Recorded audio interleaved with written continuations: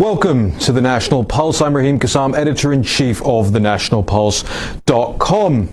It's an historic day here in Washington, D.C., an historic day in Jerusalem, an historic day in Manama, an historic day in Abu Dhabi, and really an historic day for all peace-loving people around the world. The Arab-Israeli conflict has consumed a region in the world for decades. It has consumed civilizations for generations, and it has consumed lives, livelihoods, and countless man-hours, days, weeks, months, years, and decades of those trying to change things for the better. It took President Trump and his team less than one term in office to achieve something truly historic and something that can truly change the world for the better. Whether this new peace deal lasts is a matter for the parties involved and will reflect on the commitment of those who care enough to love their children more than they may hate their neighbors. And while something like the Middle East peace process may seem remote to people outside of the Washington, D.C. Beltway or in the foreign policy establishments around the world, it cannot be overstated just what a greatly historic moment today was, and how much of a direct impact it will have on so many lives around the world. I just want to reflect on those moments from earlier today for a moment.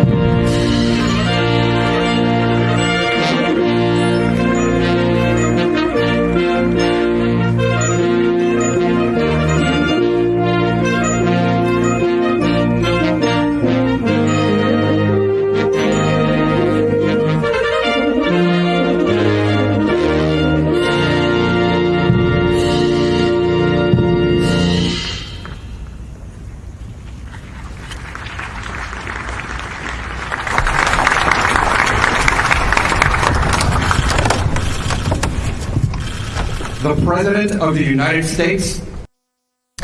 Absolutely amazing. And while the media warned us that President Trump would inevitably drag the Western world into a third world war, a nuclear holocaust or similar, the reality has been the total opposite.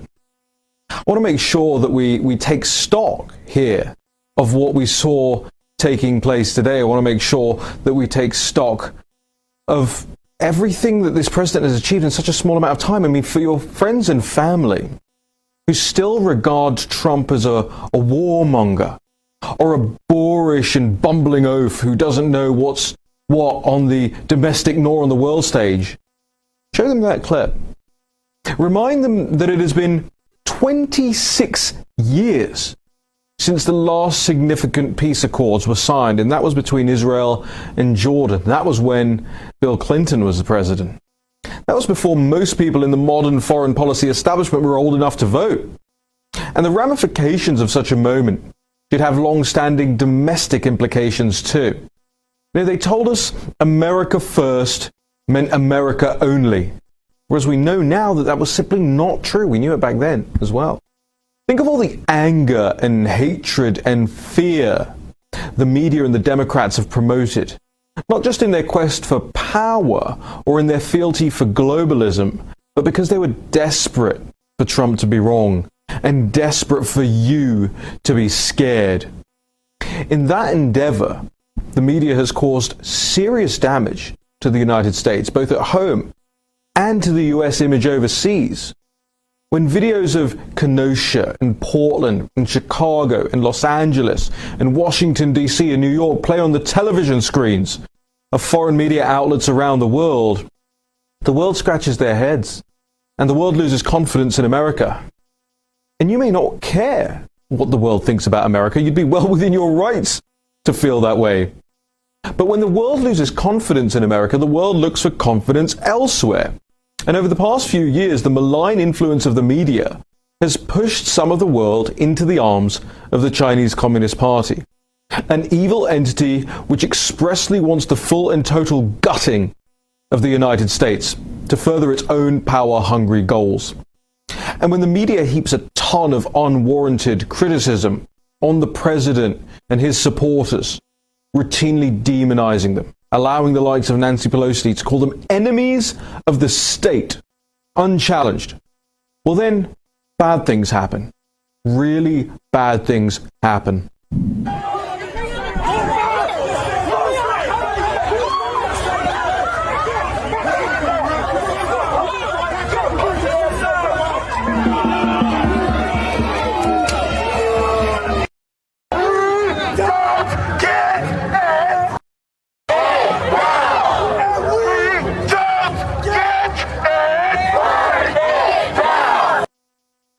You know what happened to Senator Rand Paul there. And recently, Congressman Paul Gosar was on the receiving end of some violent death threats from an unhinged leftist who left this message on his voicemail. Apologies for the disjointedness of this clip, as we've had to cut out a lot of the swearing. Let's roll it. So the way I see it, since you support a child rapist who has 65 years of crimes, and you are doing about COVID, and I've had people die, I think it's totally okay for me to come with my gun and shoot you in the head. That's what we think of you, Mr. Gosar. You're a murderer supporter, and you are just going down. Murderer, murderer, murderer supporter, you are going down. And we'll make sure we send you lots of protesters your way, too. You're a real big piece of Unreal. And a direct result of the media and Democratic attacks on Republicans, unpersoning them, othering you. And the congressman is lucky in a sense that he's a congressman and that the Capitol Hill police will look after him. And they should the worst happen. The same can't be said for the rest of us who seemingly take our lives into our hands every time we publicly wear our politics or our philosophical perspectives on our sleeves. We get attacked, threatened, abused, and our livelihoods destroyed by the mob. And why? Because some foreign policy establishment soy boy sitting in a K Street suite in Washington, D.C. is mad at the president because the president's foreign policy doesn't enrich him like Obama's did, or like Bush's did, or like decades upon decades of foreign policy establishments did. You see, for these people, war is profit, nothing else. An unstable world gives them a raison d'etre. Without it, they'd be just another legal assistant in some law firm somewhere, a teaching aide in a community college, and nothing against those jobs. But for them, they think they're too big for that, too smart for that, too important for that. And it's your sons and daughters that have to die for it. It's your taxes that have to underwrite it. It's America that has to be destabilized at home because Trump is bringing stability to the rest of the world. Our guest today is Congressman Paul Gosar from Arizona's 4th District, who I'll ask about the violent threats against his life, his thoughts on the historic peace process, Joe Biden's immigration policies, and a whole lot more. This is the National Pulse. I'm Raheem Kassam, and we'll be right back.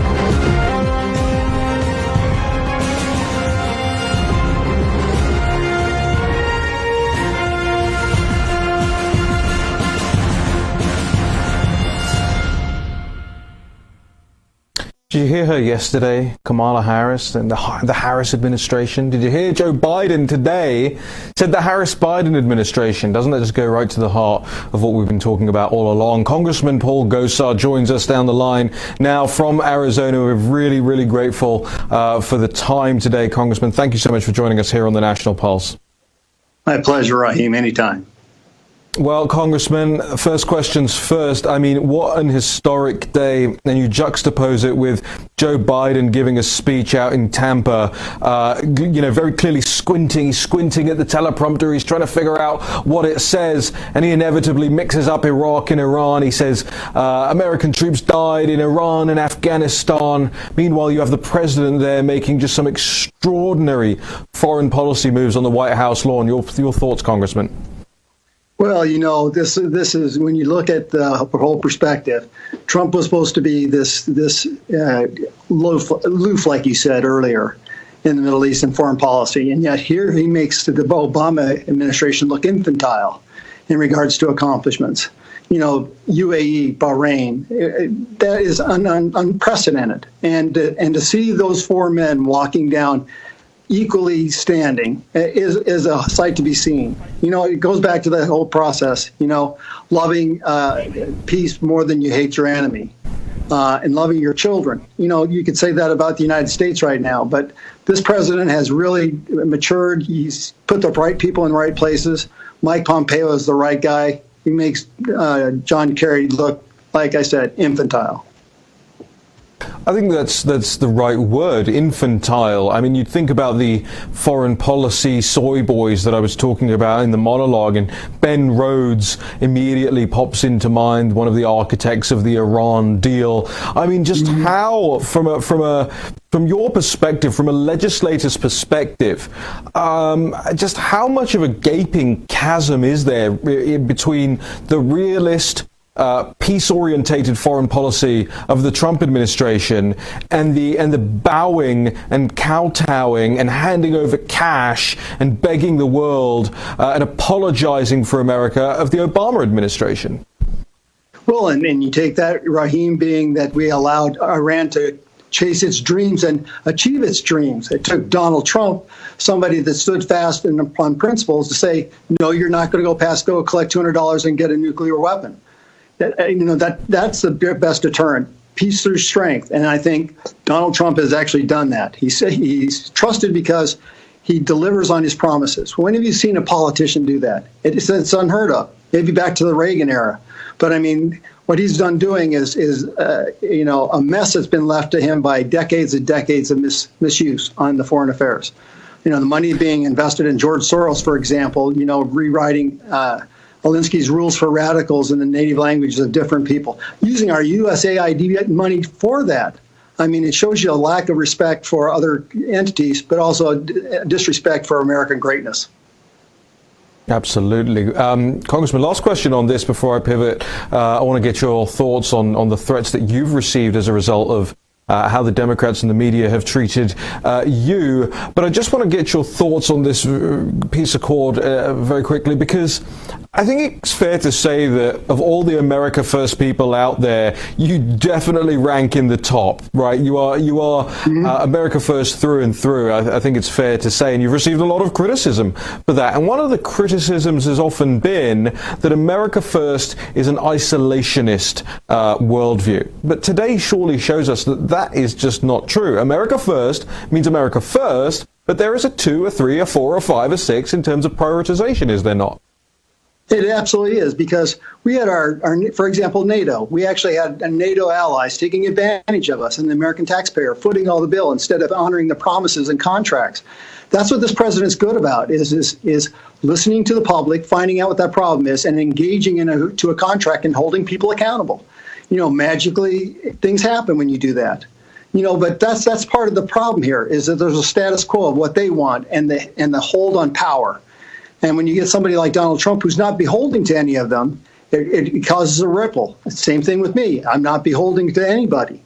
I listen to the people back home. I don't run from being a dentist. I run to being a dentist. I listen to what's on the street, what's the problem, and they stay shut up so that the patient or the constituent can tell me the solution, because America gets it.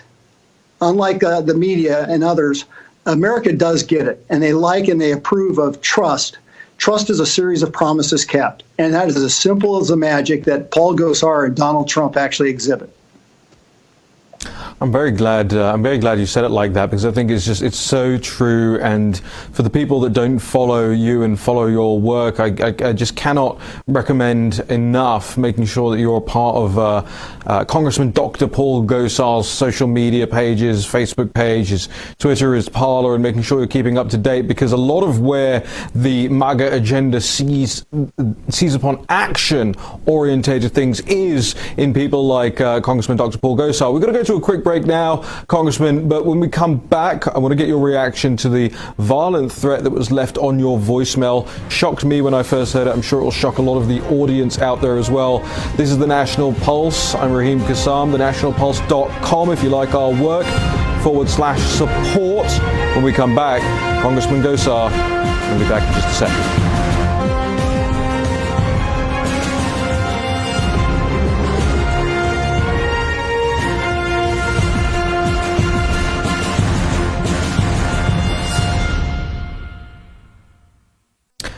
I was just chatting with Congressman Gosar, who's a dentist, in the break about this fleecing that a dentist in DC wants to do to me. He says, I've got to have implants in the back and they want to charge something extraordinary for that. We'll get into it another time.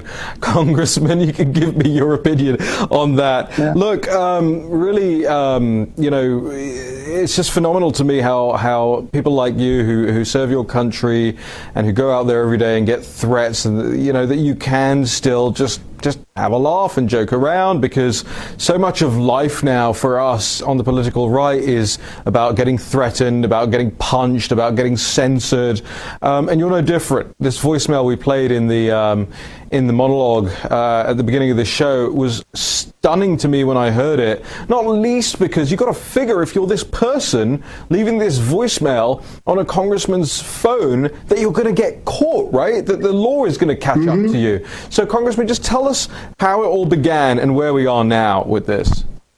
Well, I think what you're seeing is the repercussions of lawlessness in Washington, D.C.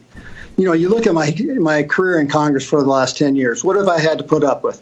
Fast and Furious, Benghazi, the IRS, the unmasking, the emails for Clinton, Russiagate, Ukrainegate, and then also now Obamagate. No one's been held accountable.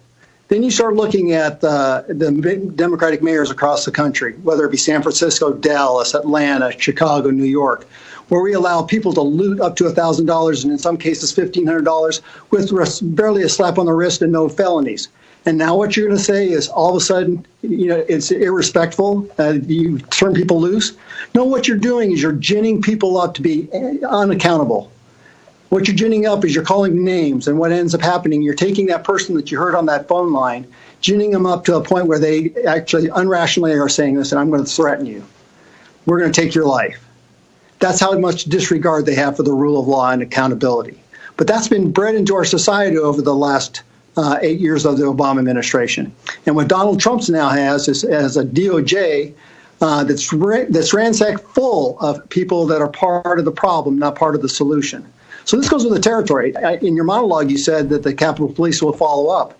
Well, maybe they have and maybe they haven't. The only reason we had the intervention at the softball or the baseball game was because Steve Scalise was there, who had mandatory two-guard Capitol Police with him. Otherwise, there would have been no Capitol Police, and there would have been bloodshed all over the place. But this just shows you how the left and the media are so intolerant of me having a voice on my First Amendment. And they're willing to take everything out. But it also shows you how desperate they are. If Donald Trump is reelected, we take back the House and the Senate. Think about their world. Their world goes away. It's not just your voice as well. I mean, it's the voice of your constituents, right? They're the ones that have sent you to Washington, D.C. to represent them. And now you've got this psychopath calling you up and threatening to shoot you in the head. So, I mean, do we know who this person was? Do we have any background? Like, is there any latest? Yeah, so she's a former first grade teacher of all things. Here's somebody that works with small kids that should know better. My understanding is she's retired. She's from Glendale. And that's about as much credibility as we'll give her, But, I'm a believer in the Second Amendment, and, that's how the West was won. That's how the rule of law came to be. And if you want to play by that, be willing to part that way.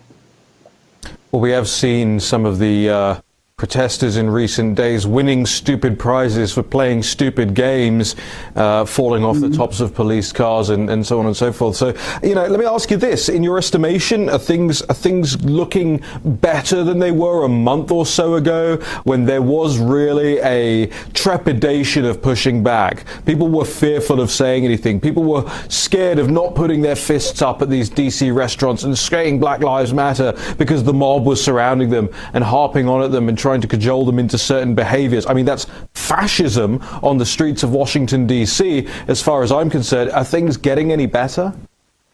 No, and I think they're going to get worse, Raheem, to be honest with you, in the next 50 days or whatever it is to the election. But, that doesn't give us the willpower not to continue forward. Because people get their strength when true leaders step forward. What's the old adage about, evil prevails when good people do nothing? Well, you elected me to be your voice, to lead you, to be responsible and accountable. I can't let this stuff go. I've got to call it out. And this is really personal to me because I have 7 siblings who disagree with me vehemently, who have even taken out videos against me and for my opponent. But the good news is it shows you that you can stand for something and still win. Hands down 70-30, even with that aspect. And who got the bull into that aspect? My siblings. And if you think I run away from it, think again. I run to it. I share this. If I can do it, so can you. And so what you do is you empower that entrepreneurial, that rebellious spirit of America out there. If you think about this, the fastest growing segment of the population buying guns are women with children. They feel insecure. That's the whole thing. This is intimidation from the left. And what you have to do is you have to fight this with the willpower to say, listen, I'm not standing for this. We stand for law and order and accountability. And most Americans want that, believe in that, and want to enhance that. Walk toward the fire, as Andrew Breitbart used to say. Absolutely. Congressman, are you an enemy of the state? Well, according to Nancy Pelosi, I am. And if it's a state of California, I guess those are nice, kind words. But that's not what she's saying. She's saying I'm a criminal against the Constitution. But it's her interpretation of the Constitution.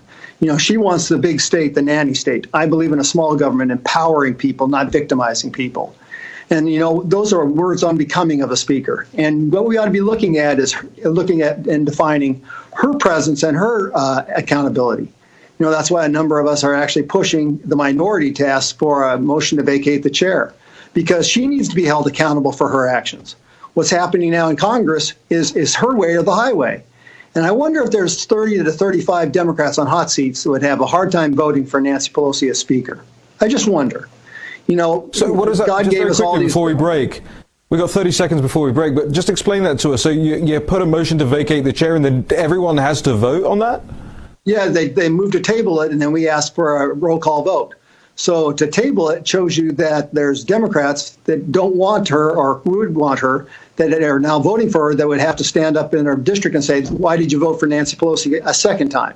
She showed that she's not proficient and shouldn't be in that position. Now you hold it accountable. So this gives us another tool in the toolbox to make sure that America knows who's on their side and who's on the side of big government and bad government.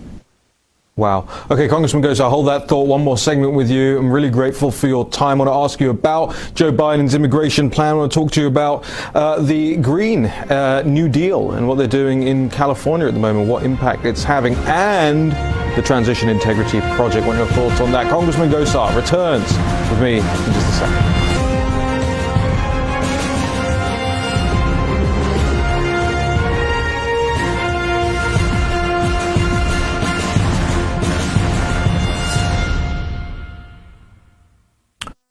Well, Joe Biden's immigration plan is something that I don't think we're talking about enough. I think it's fair to say that Congressman Kassam is an immigration hawk, proudly an immigration hawk. I share those sentiments with you, Congressman, and I wonder why neither our side nor the media is picking up on what Joe Biden's immigration plans actually are, because when you run the numbers, for me it looks like he's effectively trying to welcome another 77 million odd people into the country. Now, the way I arrive at that number for people who are unaware is the amnesty that Biden, under a Harris-Biden administration, as he said, is going to bring in. Now, the official number that keeps getting used is 11 million. We know it's nowhere close to that. The Yale study said it was 22 million. And then the White House says an average immigrant brings in 3.5 people alongside them at some point down the line. That's chain migration. So you're really looking at tens of millions of people if Joe Biden gets his way, Congressman. What say you? Absolutely. And I think at 22 million people, you're still underestimating it, because I've seen the studies that show it's closer to 32 to 34 million. And you're right. You know, when you bring in family aspects, boy, the trajectory totally changes America, the dynamics. If you think about just even DACA in the last election and allow the DACA recipients just to vote in the states that they reside in, just take Arizona, Texas, Florida, Georgia, North Carolina. Let them vote in that last election. You have President Hillary Clinton, not President Donald Trump. That's how big the swing is. It changes the dynamics totally in the United States. And so am I for immigration? Yes, lawful immigration. That's up to par that the country allows to come in. But illegal immigration, that's a violation of the very sovereignty that you are seeking, is that you're violating the rule of law when you're chasing the rule of law. It's a dichotomy that can't go unnoticed. I think that's right. Look, we're very grateful for your time. I won't take up too much more of it, but while I have you, just two more things. What's taking place out west at the moment? I mean, you saw the clip of some guy yesterday saying to the president, you know, the science says this, and then Joe Biden comes in, tweets, science says it is the way it is, you know. They totally disregard actual scientific method. I mean, you're a doctor. And then, you know, Scientific American comes out today, says, oh, in our 175-year history, we've never endorsed a presidential candidate, but we're endorsing Joe Biden. There's only one problem with that. Scientific American isn't American. It's owned by a publisher out of Stuttgart in Germany. So who cares what Scientific American thinks? Well, and go to Germany, they pay one of the highest rates for a kilowatt hour because they gotten rid of all the above energy policy. But that's what's crazy about California is they were 5,000 megawatts short this summer. So they had to buy some of the most expensive electricity because they had very little electricity.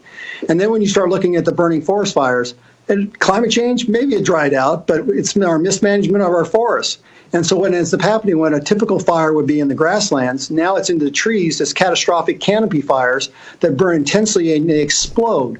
They're so dry they just explode and they send everything going crazy. This is nothing new. And if you look back at history of the Earth's aspects, we go through these cycles of dryness and wetness because cut down a tree, look at the tree rings. It tells you the whole history of that tree's life. You'll see shorter rings closer together. That means that it was drier. Big rings where there's good growth because there was lots of sunlight and a lot of nutrients and a lot of water. You know, out west, you know, we drink water because water's for fighting over. I mean, we drink whiskey, because water's for fighting over. So we get that. And so it's really sad. One day, just an example, one day of catastrophic wildfires puts more contaminants in the atmosphere than a full year of that state's emissions from cars and trucks and stuff. It's amazing people don't think about this. You know, and this is not just carbon monoxide and carbon, but also heavy metals that are incorporated by the filters called trees and grasses. So those are many times over. So we're seeing the suffering of what the Green New Deal would be. So America, if you like what California is going, go Democrat. If you don't, there's only one ticket, and it's called Republican. Well, I've never fought over water, Congressman, but I've had my fair share of whiskeys up there in Prescott. As you know, one of my favorite places in the world is Prescott, Arizona. Just finding, but where Barry Goldwater gave his speech in 1963. Well, look, I want to just ask you very quickly in the last couple of minutes here, this Transition Integrity Project, we broke the news on this on the National Pulse on August the 3rd. It caught a lot of people on the political right unaware. I wanted to ask you, just how aware you and your office are of this coup attempt, the background information to it, and what, if anything, Republican lawmakers are doing to make sure that Joe Biden and his Harris administration are not going to steal the election between November the 4th and January the 19th. Well, so what we did, Raheem, we were ahead of the curve. What we did after the last election, we actually brought our recorders from each of the counties and said, listen, what were some of the problems that you entailed? So I'll give you an example. Mojave County, the recorder sent out the requested early ballots. All of a sudden, they started barely trickling in when that's unusual. Most of them are returned very quickly. So what she did is she started looking at Kingman and Bullhead City and Lake Havasu, and she still couldn't find the hangup. So what did she do? She goes to Henderson and she goes to Las Vegas. She finds piles of them. So what stops the postal workers from forwarding those on? These are just a tip of the iceberg. You know, one of the guys that I talked to on the advance team for the Trump administration basically said, I want to make it. The person that actually owned the property before him actually got a ballot, and he hadn't been there for 5 years, and that showed up in the primary. So, and then you take a look at Los Angeles. They were mandated by the courts, by Judicial Watch suit, to remand 1.5 million people off the voter rolls. That's still not been done. So what we've got to do is we have to make sure that we have poll watchers, people out there having our recorders looking and sizing up the voter rolls right as we speak, and demanding that those that have died are not eligible to vote, don't vote. We got to make sure that it's now hand-to-hand combat and making sure that everybody follows through with that. Well, Congressman, I want to thank you again for joining us here on the show today. We're out of time, unfortunately, but, you know, just open invite whenever you want to come back. You're a fan favorite with me. You're a fan favorite with this audience here on America's Voice and on the National Pulse. Also, Congressman Gosar, just thank you so much for giving us your time today. Thanks, Raheem. Stand for something or fall for everything. Absolutely. Couldn't agree more. Congressman Gosar is just such a great inspiration to so many people out there. I'm always pleased to bump into him, whether it's at conferences or here on Capitol Hill. Not here on Capitol Hill, we're downtown right now, but on Capitol Hill where the War Room is, for instance, and we're just ever so grateful for his time, his work, his efforts. Make sure you're following him on social media. This is the National Pulse. Make sure you're following us on social media if you're not. I'll be back with my next guest in just a moment.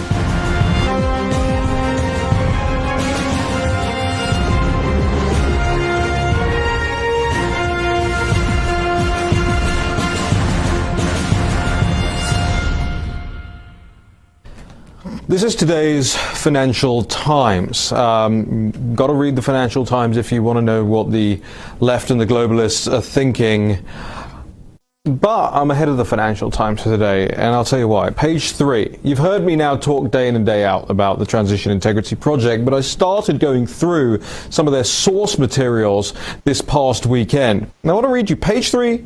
It's prime placement in the Financial Times, right? This is the financial and economic world's paper of choice, way beyond the Wall Street Journal, anything else. Financial Times, all right? So, page 3, fears grow over Trump refusing to concede. Talks about civil unrest, etc., etc. Then 1, 2, 3, 4 paragraphs into this story.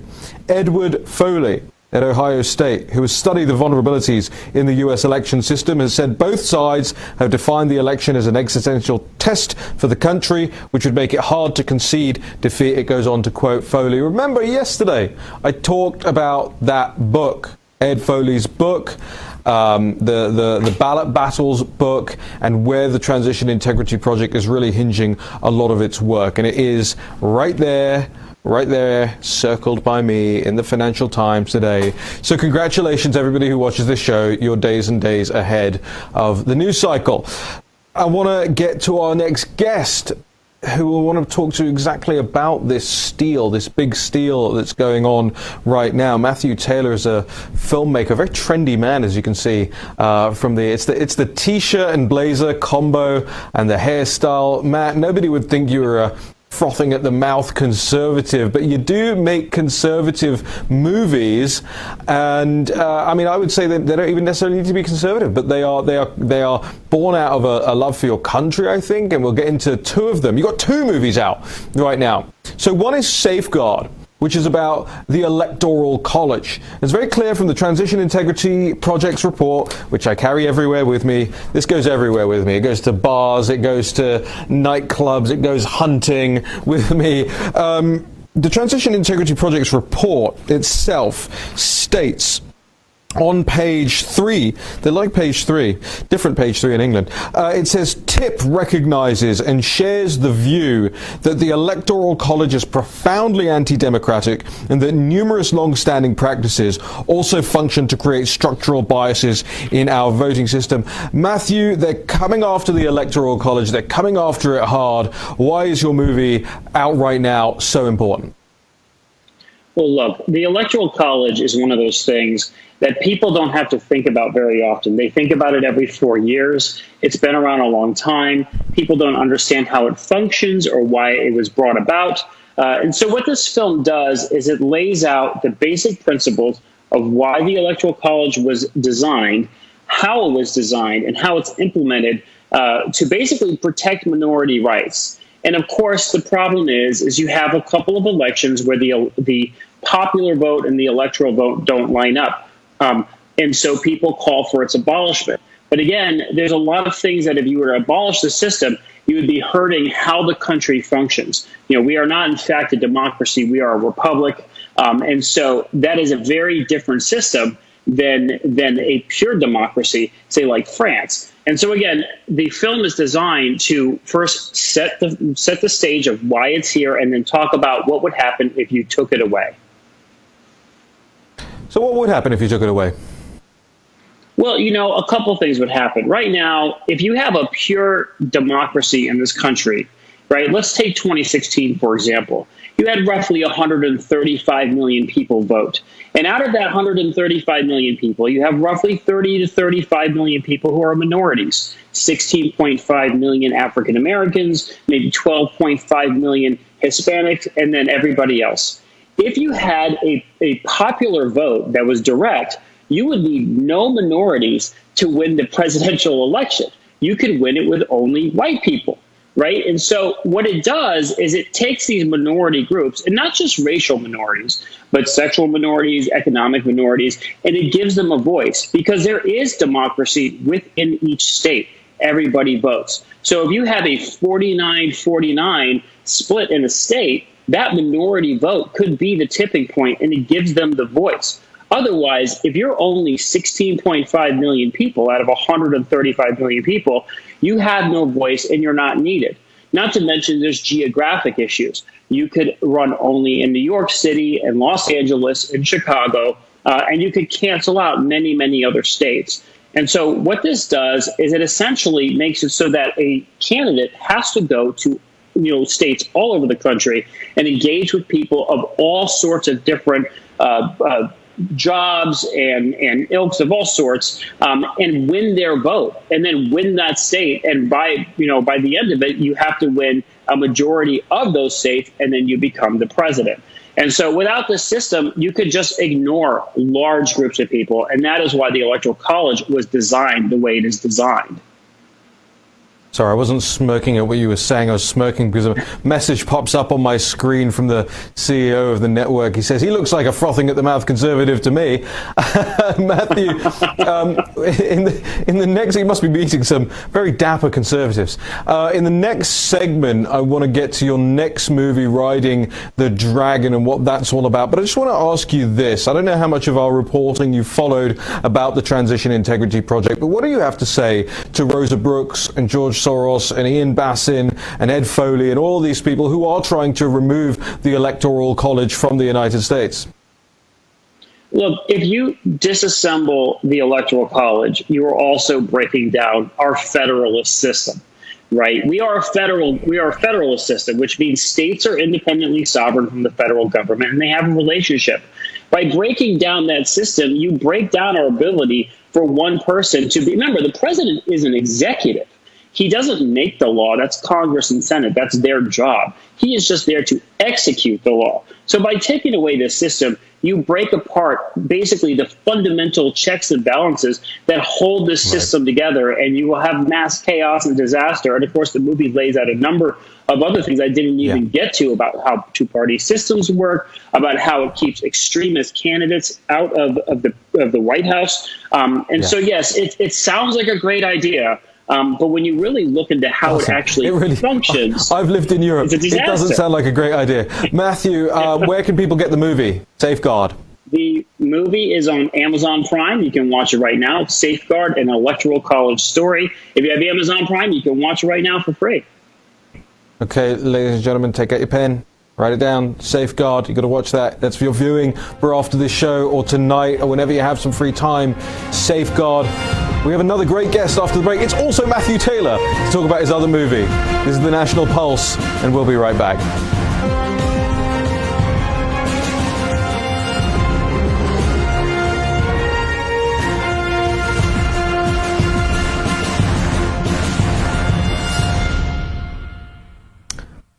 I always wonder where the time goes. All right, we're at the end of the show here. One more segment with our very special guest, Matthew Taylor, a long-time friend of mine, although I'm not sure he'd want to be called that for his sakes. Running up in those liberal movie crowds. Matt, I don't know how you do it, by the way. You're a very tolerant human being. Matt, I want to roll this trailer of yours for the Riding the Dragon movie so that people can see it. Let's roll the trailer.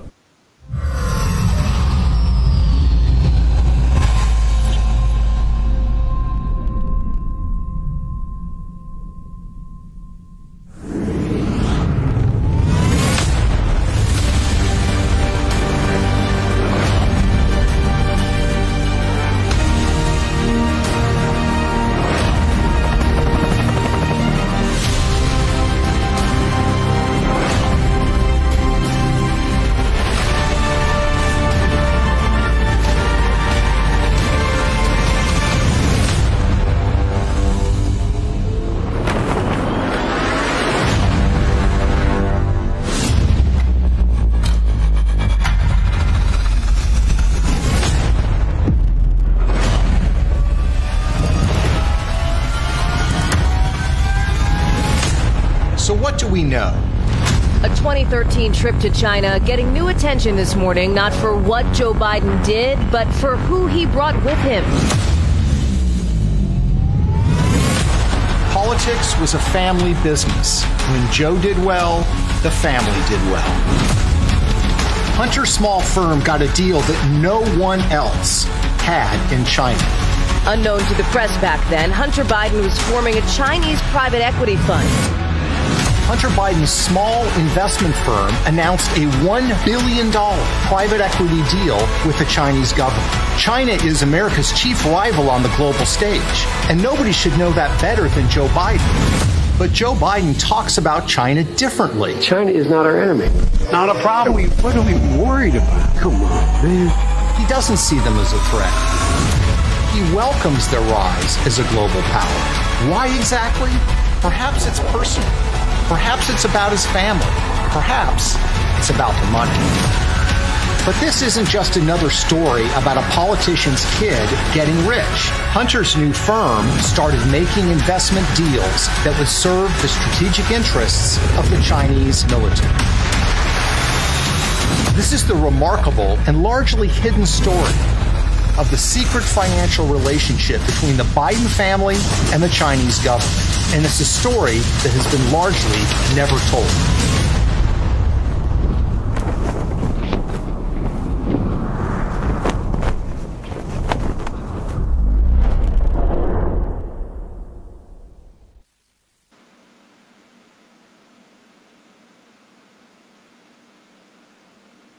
Matthew, I imagine watching your own trailer as a movie maker, watching your own trailer feels a lot like, Bruce Springsteen singing Born in the USA for the 3 millionth time.